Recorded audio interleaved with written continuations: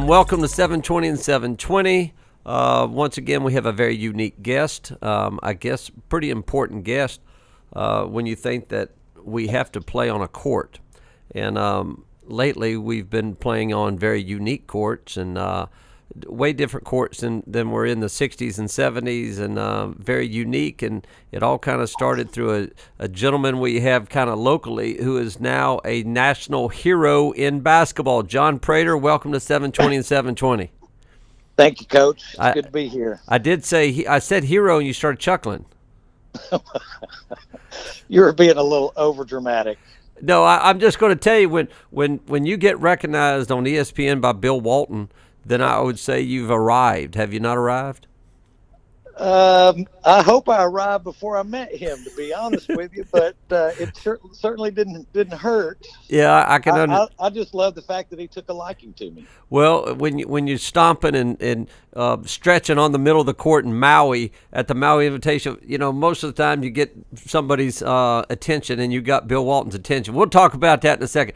John Prater is a Chattanooga and Rossville, Georgia guy who does unbelievable work, and people, and the sad thing is people in Chattanooga have no idea. You're probably more famous nationally than you are in Chattanooga. Is that correct? Yeah, and that's probably not a good thing, but it's we're working on that with our marketing department. But yeah, I hear that a lot. We are a well-kept secret, and that's generally not what we want. But the things that we've done as a company, not just me, but as a group of really good people, we feel like we've changed the face of basketball, and it's been a long ride. It's been about 30 years, but it's one that almost every night we have the opportunity to get on TV and watch basketball, and almost every night we see the fruits of our labor on TV, and that's a very satisfying thing. Well, kind of explain to our listeners kind of where it started and where it is now, and then from floors to basketball courts, Sure. to portables to Yep. all of a sudden stickers, and all of a sudden a very innovative brain over there at Praters. Well, it started with basically a need to be able to compete and set myself apart from everybody else that was doing sports flooring in the late 80s and early 90s. And I found out real quick that by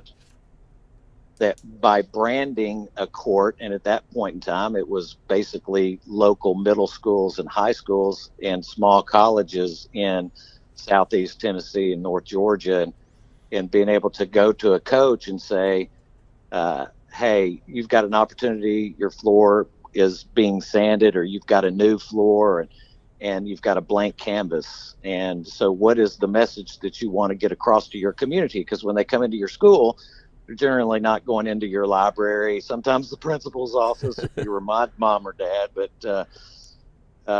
most of the time they're going into the gym. And what a great opportunity to set your school apart, set every facility apart from the one down the street. And that's the way we started going to market in the early 90s with computer-aided design. We were the first company to offer computer-aided design for basketball for coaches. So, our deal was the bigger the better.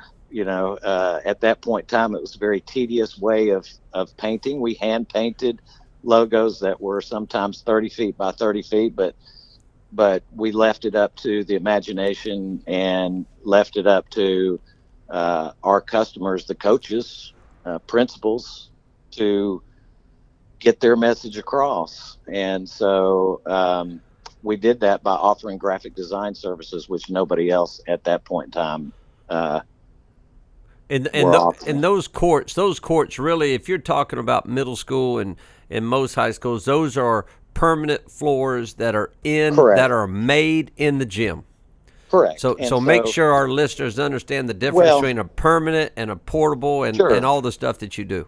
So it's hardwood regardless. You know, whether it's portable or permanent, it's most of it is hardwood maple. And so our company started in the 80s and 90s and continue. The backbone of our company is local high schools, middle schools in Tennessee, Kentucky, Georgia, Alabama. That is the majority of our work is done with school systems in the southeastern United States.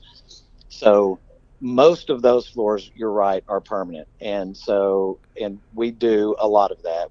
We do the maintenance of the courts, meaning that we keep them in good shape with the finish. We take courts down to bare wood. We put new permanent floors in, and Okay, okay. I'm going to that's ask what you a we cut. couple. That's what we cut our teeth on. I'm going to ask you a couple questions as we go, just to try to help coaches. All right. So Yes. I'm a middle school AD. I'm a high school coach. How often should I get my floor done, or what should I get done? Should I do it yearly, every other year? What should I get done? I mean, the average a floor should be recoated every year. Now, it is a direct it it it follows maintenance and how the building is made. And so we recommend that floors be recoated every year. Not every floor has to be recoated every year, but in general, they should about every 10 to 15 years, sanded, taken all the way down to bare wood. So in a new floor install, floor could be sanded 5 times. And if you say, okay, do the math, 10 to 15 years, a typical high school floor is going to be a 50 to 80 year floor. Um, it's going to last a long time. So, you know, it's important. We work on a lot of courts that were installed in the 50s, a lot of courts that were installed in the 60s.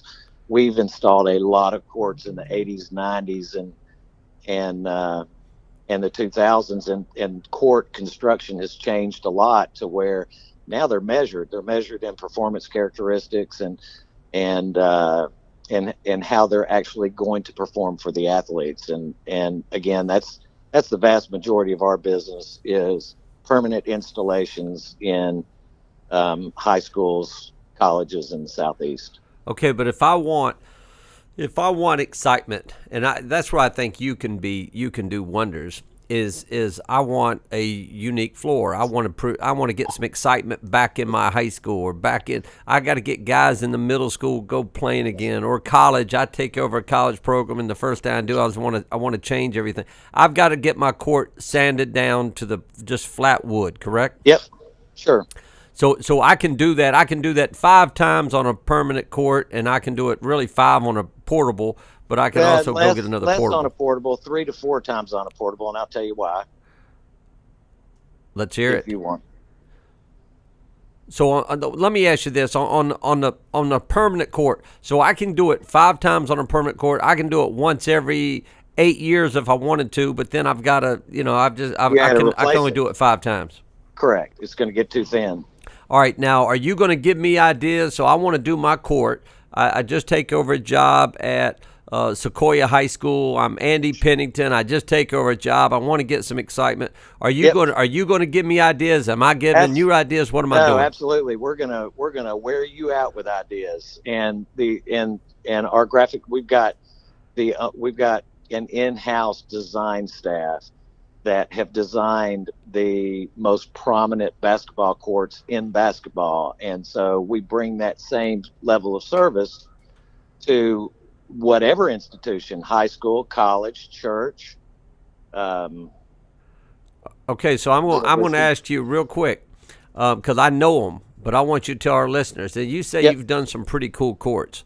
All right, so listen, for our listeners, first of all, John Prater's not a real attractive gentleman. He's an older guy, but I am so attracted to this guy because I walk in the summer to his portables, the warehouse, and I walk in and I see nothing but I see the Boston Celtics court. Now this is in Rossville, Georgia, in a warehouse.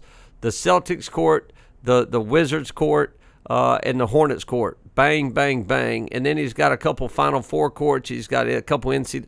So we're not talking about now. He takes great pride. That's the neat thing about John is he takes great pride in Tyner Middle And he takes great pride in the Celtics court, Absolutely. and he takes great pride doing the FIBA courts, even though he about got fired from FIBA. We'll talk about that in a second.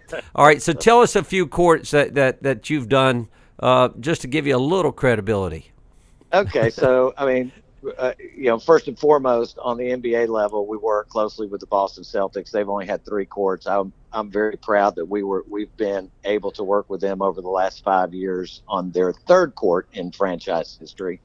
I think that we were kind of we played an important role with the NBA to allow the Celtics to keep their oak flooring instead of going with maple. That was pretty cool opportunity. But we were, everybody talks about Oregon. We didn't design Oregon. Oregon was a heck of a design. It was breakthrough. We were a part of the actual consulting on how to actually do it, because it's not something that is very easily done. But we frog skinned the entire court at TCU. We did a complete beach scene at down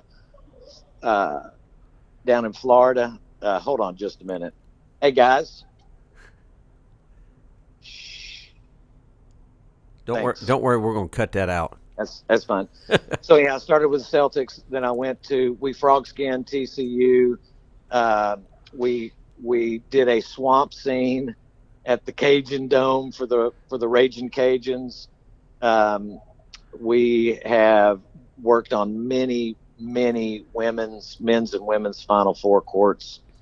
A lot of the designs, a lot of the things that you've seen, the design changes in basketball, we take a lot of credit for, to be honest with you.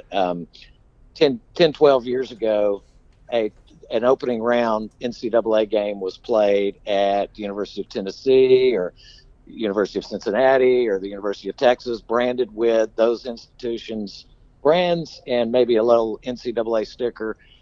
Our design capabilities and our commitment to the portable basketball court world has enabled us to help change branding for not only the NCAA, but for the World Basketball Championships and for most all of the conferences.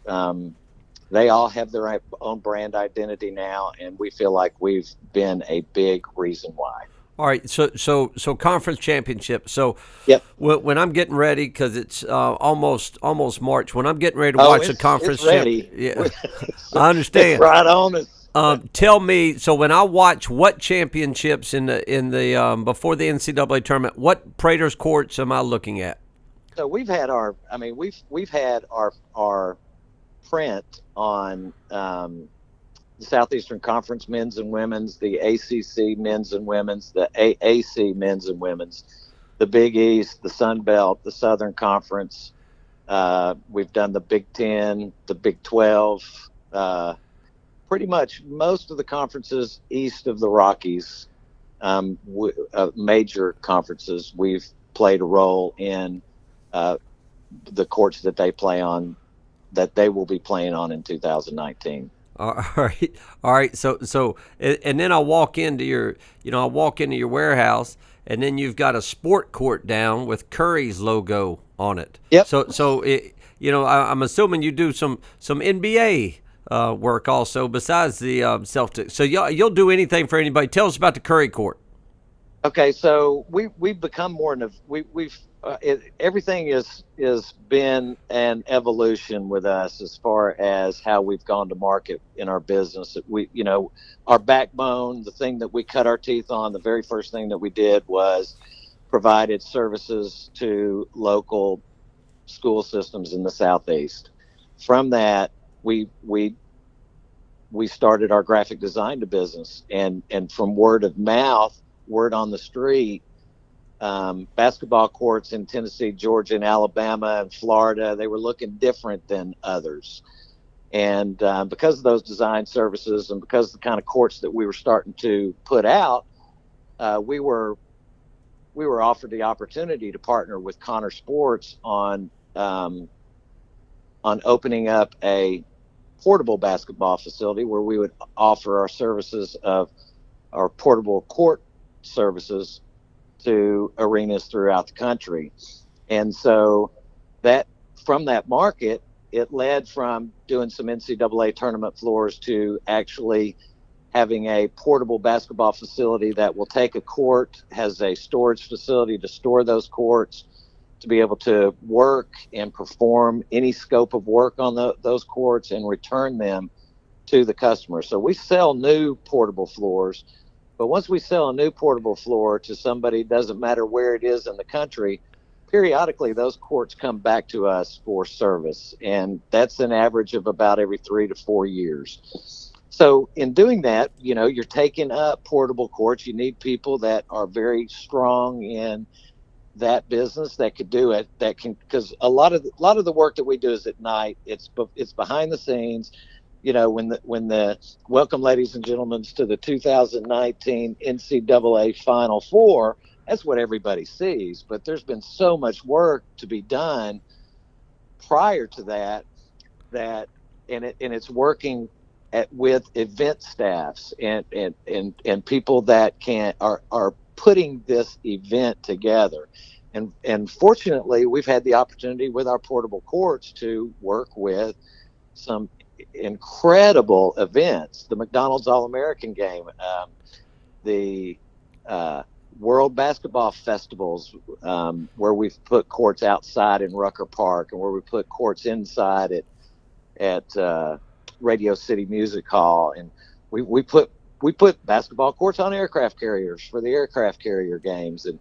And so those events, it's not, when you go to the Final Four, it's an experience. The Final Four is not just the game, but there's a huge convention center for the Fan Fest that is everything that you could possibly want in your basketball mind, from all types of shooting apparatus to courts to apparel to shoes to everything else. And so in those events, there are need for courts. And so Praters has become a tremendous event company where we're actually mobilizing our crews and sending them out around the country to install branded basketball courts in any venue that you want, indoor or outdoor. And we are the only company that does that. Yeah. And what I'm going to tell all of our college coaches listening, or is that John Prater can do. Okay, so when I was head coach at Chattanooga, we did our blue gold scrimmage and our kind of our fan fest outdoors. He put a basketball court outdoors with our logo on it, and put it outdoors in a pavilion across the street from the football field, from the football stadium. Yep. And so it was outdoors. It was November. It was early November, and we are outdoors playing on a regulation court. And then all of a sudden now, I mean, Ole Miss did the same thing, and Auburn, they were going to do the same thing. I think weather prohibited one of them. But they'll do it. They'll do it in 2019. I promise. So you're putting courts outside. You can put a court wherever you can fit it in. It doesn't matter. Absolutely. And so part of the event process is, a permanent court isn't always, a portable court isn't always the best scenario to pull off an event. So we developed a long time ago. We're another first is we developed a process to temporarily brand with a sticker on the basketball court for tournaments, for special events.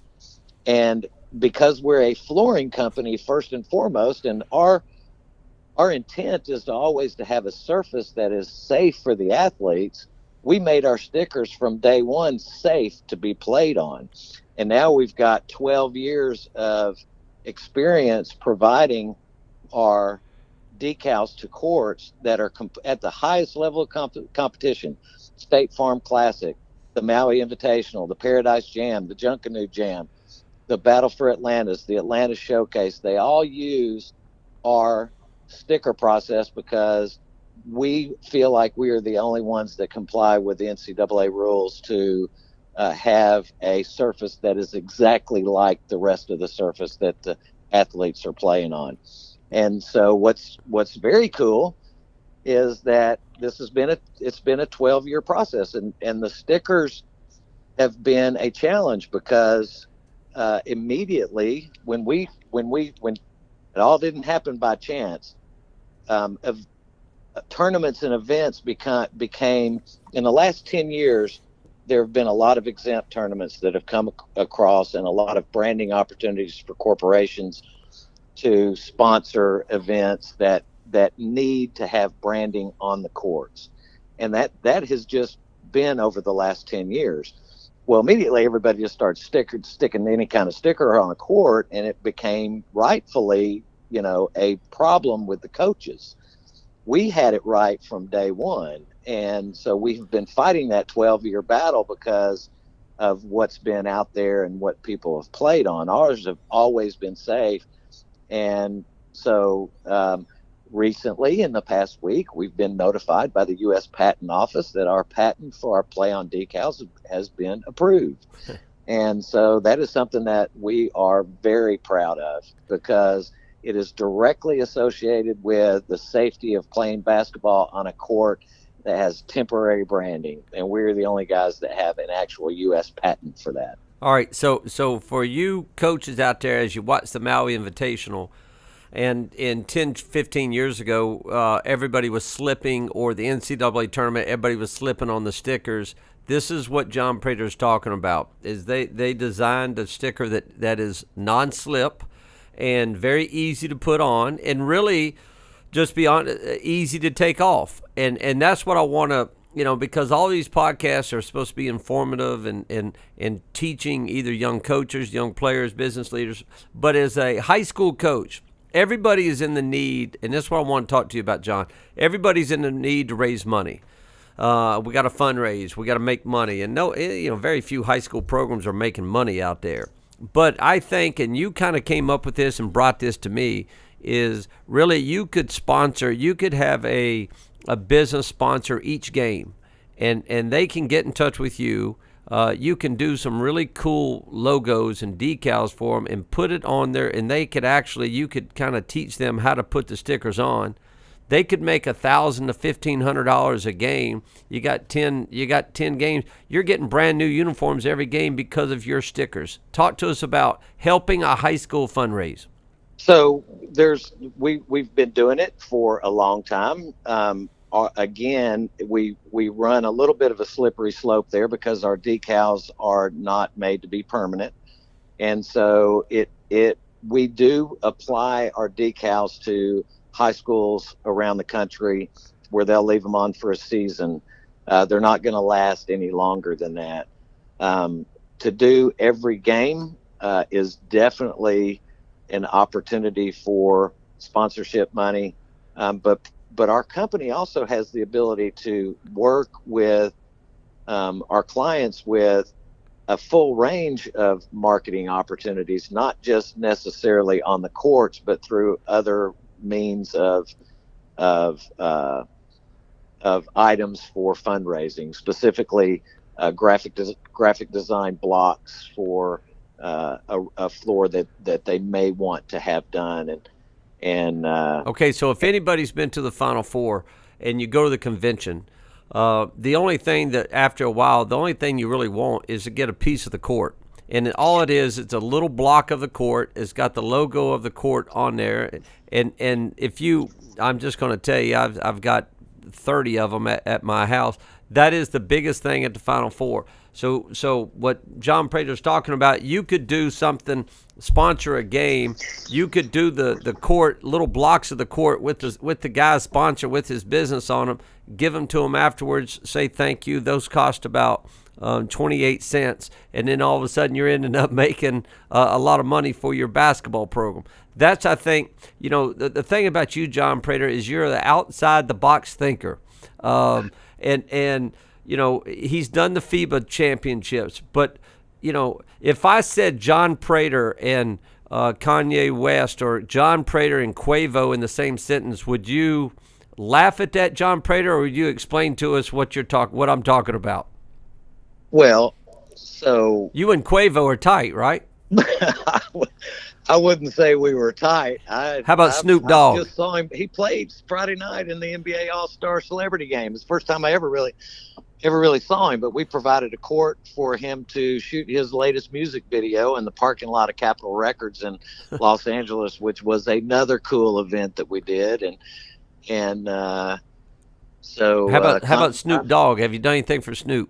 so one of the best events we ever did was 747 Warehouse Street last year in Los Angeles in conjunction with the NBA All Star Game. It's an Adidas event, full court, Snoop Dogg and other celebrities playing a game outside.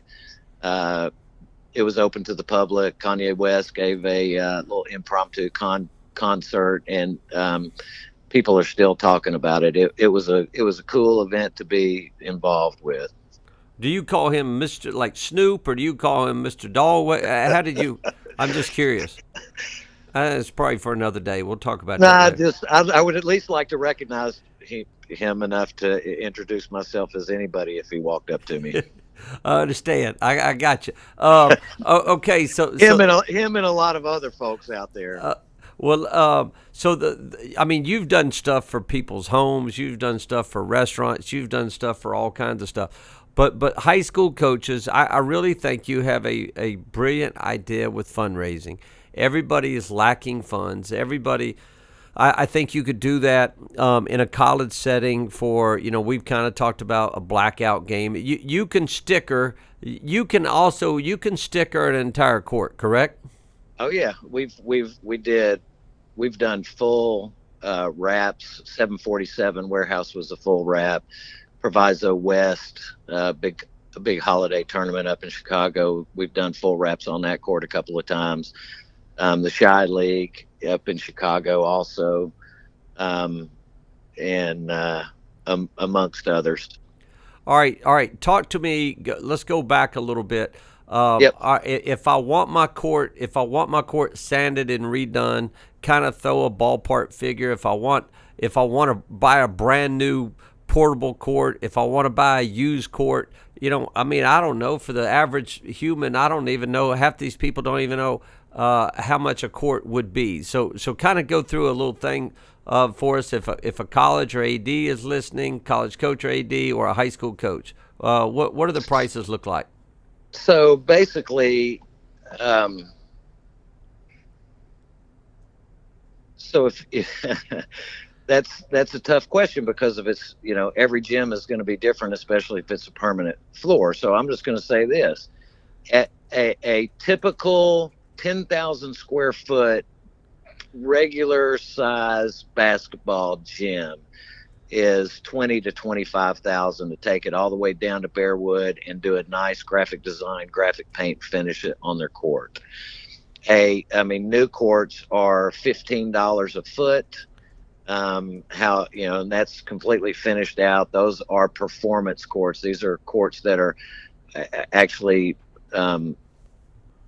their performance systems. They have criteria for certain things such as rebound and deflection of the court, and how well it's going to take care of knees and joints and ankles over the years. So when we were young, we'd always talk about, this court. Golly, this court is so hard. Yeah, You can't even jump off this court. And then some courts are like, man, this is kind of a bouncy court. So that now most of these courts are kind of bouncy because you make them bouncy, correct? Yeah, but unfortunately, you and I, when we were playing, there wasn't any real bouncy courts, man. There weren't a whole lot of bouncy humans so, either at that time. Me and you weren't real bouncy.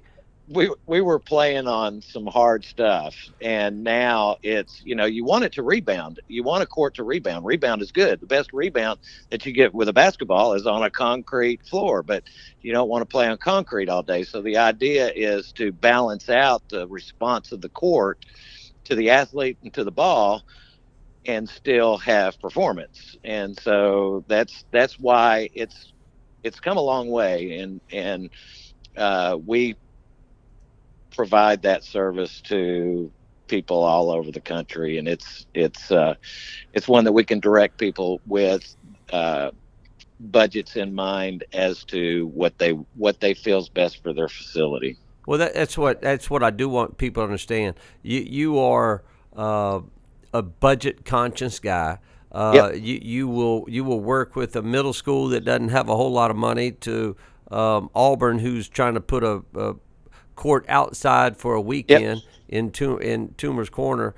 You'll do it all for everybody and make. Yep. But I think the biggest thing is what you're saying is you got a blank canvas. You got a huge basketball court, and really it's kind of what we kind of did and worked with you at McCallie is you got this gym that all the middle school games are being played in, and all the people from the outside are coming in there. They're not going to the library. They're coming to your gym. So make your gym nice. Now, actually, you made our gym nice at McCallie when I was at McCallie, but you also did graphic design on the wall. So Exactly. you're able to do that. So you're painting and doing Absolutely. graphic design on the wall, similar to what like Clemson's football facility is putting on their walls, and Yep. everybody's putting on their walls. But it was kind of interesting back in the day, and McCallie kept it the same way. Talk to us real quick about tartan courts, and you remember back in the day that was the thing, and that's not the thing anymore, but it's still usable. So it's usable, and it's around in a lot of multi-use facilities, especially in churches, community centers. A lot of synthetics out there.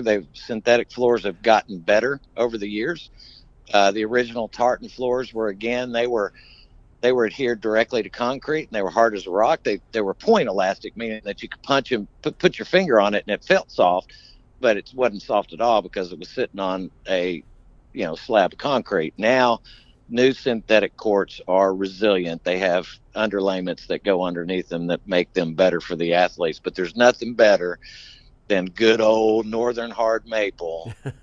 So this guy is an artist. This guy can do anything with the basketball court. And I see old pictures, and I've known John for a long time. I see old pictures of the creative ways of back in the day, 15, 20 years ago, and I'm going, that is the boringest court I've ever seen in my life. So, I don't know what, you're always thinking about the new wave, and whether it be LED lighting or something unique that you can do on a court.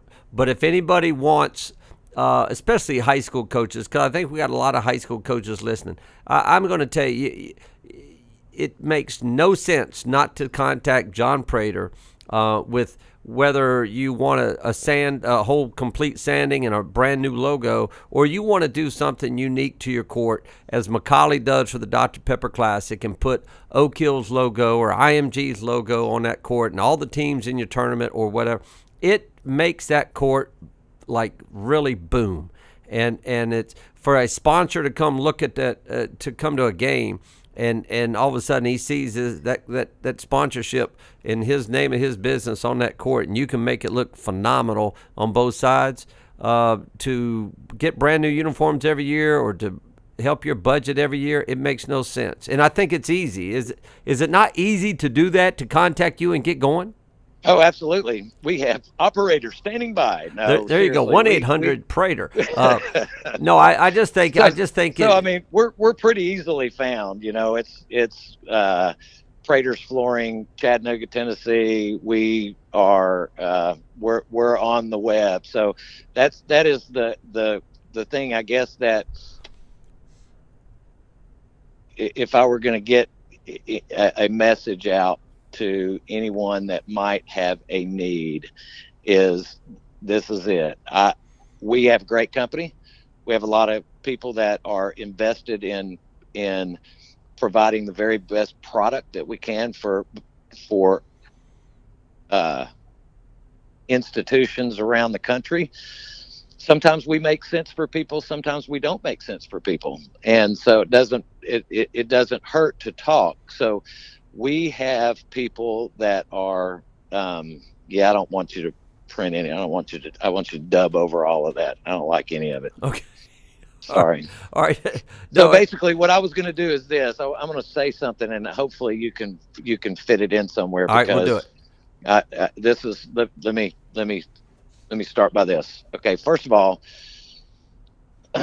looking back at Praters through the years, we were the first people to put water-based finish on a basketball court. We were the first people to offer computer-aided design. The first company to start painting these oversized logos in the center of basketball courts in the South, to the point where the National High School Federation made a ruling back in the mid 90s because of us, because we're just taking the center line out. And so, if somebody wanted a big old bulldog or a lion or tiger in the middle of their court, we'd paint it, and out goes the center circle, and out goes the center game line, to where they said, oh no, you're going to have our referees need to be able to see the line. So we were a part of that rule change. So water-based finish, computer-aided design, big oversized logos. We were the first people to offer bleaching and pigmenting and staining of courts that you see now. You see the 3-point lines that are either white, or the 3-point areas that are whiter or darker, or courts that are pigmented with the school colors. We invented that. And so it's been something that, again, our process and our thinking of what can we do next that's different has been pushing us since day one. And so, like you said, what is next? What is it LED? Is it lighted up courts? Is the smoke coming out of the courts when your team comes in? I don't know. We are working on some very cool processes right now that we feel are also going to enhance graphics capabilities and bring courts even to another level. And it's something that we're very excited about, and our research and development department is working on. And so hopefully we'll be able to debut some new cool graphic capabilities here this year in 2019. So staying on top of, I've been doing it for 30 years. And it's 30 years, we've done a lot of cool things, a lot of stuff that's changed the look of basketball courts, but we don't want to just rest on our laurels and stop. If we do, we're going to get eat up by somebody else. So we always are thinking of what is different, what can enhance the experience, what can provide a better product for our customers. And that's what we're always looking to. And it's what it's what propels us, and what keeps us being the leaders. Last thing I'm gonna say, high school coaches, college coaches, pro coaches, even middle school. John Prater knows what he's doing. He can work within a budget. He can make your program kind of take another step forward, because he can make you look a lot better than you are. He's done that to me for many, many, many years. It's amazing. We had an academy. We had our coaches academy at Prater's Warehouse, and I want to do it again. And Seth Greenberg and Fran Fischella and walking in, and Kevin Eastman, Kermit's going, where are we? And then he walks in and goes, oh my gosh, these are where the courts are. And so it's amazing what you do. We appreciate what you do, and you make us all look better and safer and make players better. And you've changed the game, and the game kind of needed to be changed, because the game is changing, and you've made it more fun, and you've made it more, kind of more fun and better looking to watch. Everybody's got a different court. Like I said, it's an arms race, and everybody, whether you got a bleach court or a brown court or a skyline or a bunch of trees out there, or a Cajun swamp, or a stained or a sunset coming up in the Fort Myers tournament that you had. Exactly. What you've done is amazing. Everybody can reach you. I guess Praters.com. Is that Pratersflooring.com? Pratersflooring.com. I would give your cell number out, but there's probably a couple ladies listening to this, and no, they can call you, and then you can forward it on. I understand. John Prater, thank you so much for your time on Sunday afternoon. The NCAA needs those courts to get back to work. All right, man. Thanks. All right, buddy. Thank you. Bye. Take care.